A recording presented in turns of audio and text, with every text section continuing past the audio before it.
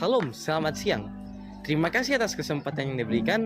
Kami dari kelompok 3 Ekonomi 1 pada kesempatan kali ini akan menjelaskan dan membahas tentang perkembangan sektor ekonomi di suatu negara tertentu. Pada kasus kali ini, kelompok kami memilih menjelaskan dan membahas tentang negara Amerika Serikat. Jadi apa itu negara Amerika? Negara Amerika Serikat atau yang sering disingkat dengan negara AS adalah negara konstitusional federal yang terdiri atas 50 negara bagian dan sebuah distrik federal. Nah, menurut data yang telah kami dapatkan, pendapatan per kapita negara Amerika Serikat pada tahun 2023 mencapai peringkat 7 paling besar di seluruh dunia dengan jumlah mencapai 8.034 US dollar.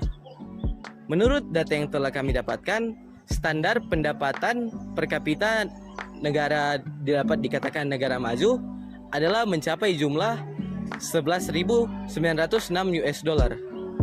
Nah, dengan demikian kami dapat menyimpulkan bahwa negara Amerika Serikat tergolong negara yang maju, bahkan sangat maju, karena telah melampaui jauh standar pendapatan per kapita sebagai negara maju. Amerika menjadi salah satu negara maju karena presentasi GDP-nya yang tinggi. GDP adalah Gross Domestic Product yang artinya adalah nilai semua barang dan jasa dalam suatu negara yang menjadi ukuran dari pendapatan nasional. Selain itu, ada juga beberapa faktor yang menjadi pendukung suatu negara tersebut menjadi negara maju. Yang pertama adalah tingkat kelahiran dan kematian yang stabil. Maksudnya adalah tingkat kelahiran dan kematian yang stabil adalah mengacu pada kondisi di mana jumlah kelahiran dan kematian yang cukup seimbang, sehingga tidak terjadi kepadatan yang signifikan dalam ukuran populasi. Dan yang kedua, Amerika merupakan negara yang inovatif dan produktif. Maksudnya adalah Amerika menjadi negara yang terus mengembangkan sumber daya alam mereka dengan manusia dengan baik. Perusahaan teknologi terkenal seperti Google, Apple, dan Microsoft yang beroperasi di Amerika Serikat. Walaupun Amerika tergolong sebagai negara maju, mereka juga tidak luput dari adanya kesenjangan ekonomi yang berada di negara mereka. Kesenjangan yang ada di Amerika berupa kriminalitas, pengangguran, dan kemiskinan. Kriminalitas terjadi di Amerika karena ketidakmampunya seorang dalam membiayai hidup mereka, sehingga terjadinya sebuah perampokan dan lain-lain sebagainya.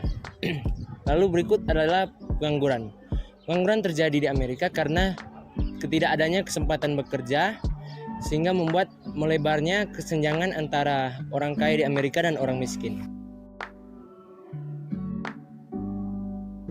Jadi masuk ke solusi untuk mengatasi kesenjangan sosial di Amerika. Kami mengambil ide-ide sebagai berikut. Yang pertama, peningkatan kesempatan pendidikan dan keterampilan. Jadi kami memakai program meningkatkan akses dan kualitas pendidikan serta pelatihan keterampilan agar dapat membantu mengurangi kemiskinan dengan memberikan keterampilan individu yang relevan dengan pasar. Yang kedua, peningkatan ketersediaan pekerjaan. Jadi dalam program ini kami berinisiatif untuk mendorong pertumbuhan ekonomi dan investasi dapat menciptakan lebih banyak lapangan pekerja. Dukungan terhadap industri-industri yang berkembang dapat menciptakan peluang pekerjaan yang baru. Lalu yang ketiga, program pengentasan kemiskinan. Dalam program ini, kami mengimplementasikan program pengentasan kemiskinan yang efektif, seperti bantuan sosial yang cermat dan program pelatihan kerja bagi kelompok rentan dapat membantu mengurangi tingkat kemiskinan. Lalu keempat, reformasi sistem keadilan pidana. Jadi dalam sistem ini, kami menerapkan sistem keadilan pidana untuk fokus pada rehabilitasi daripada hukuman semata. Upaya rehabilitasi dapat membantu para memulihkan kembali masyarakat dan mengurangi tingkat kriminal. Lalu kelima, peningkatan upah minimum. Dalam program ini kami menetapkan upah minimum yang layak dapat membantu memastikan bahwa pekerja mendapatkan kompensasi yang cukup untuk memenuhi kebutuhan hidup mereka, mengurangi komitmen dalam memenuhi kebutuhan dasar. Lalu berikutnya perspektif Kristen yang kami ambil. Pandangan Kristiani tidak menentang kemajuan dan inovasi, tapi juga menekankan pentingnya penggunaan inovasi tersebut untuk kebaikan bersama. Dalam hal ini perlu juga dipertimbangkan apakah inovasi dan produktivitas yang dicapai oleh negara Amerika bermanfaat bagi seluruh penduduknya.